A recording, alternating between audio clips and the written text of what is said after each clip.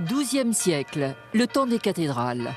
À Paris, l'évêque Sully fait édifier ce lieu sacré du catholicisme en 1163.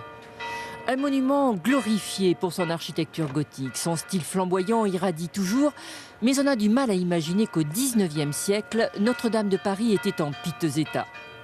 Victor Hugo et Viollet-le-Duc et Lassus, quand même, faut pas l'oublier, ont contribué à vraiment faire en sorte que la cathédrale nous parvienne jusqu'à nous aujourd'hui.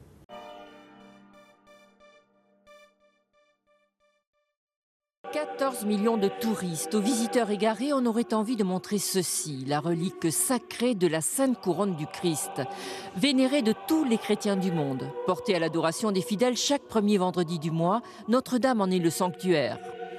C'est la plus précieuse relique de toute la chrétienté, cette couronne d'épines, la couronne du Christ, qui d'ailleurs aujourd'hui est facteur d'union entre, je dirais, les chrétiens occidentaux, c'est-à-dire les catholiques, et les chrétiens orientaux, c'est-à-dire les orthodoxes.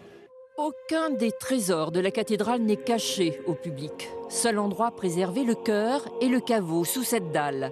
Tous les évêques, successeurs des apôtres, y reposent.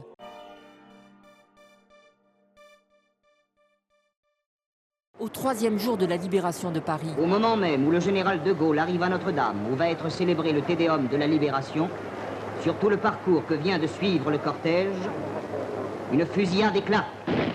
La foule massée sur le parvis est la cible de tireurs embusqués. Dans la cathédrale, un Magnificat va être donné. En présence du général de Gaulle, du général Leclerc également, et de celui du général Koenig qui était présent également, eh bien, on a chanté une action de grâce pour la libération de Paris le 26 août 1944. Retrouvez tout France Bleu sur francebleu.fr.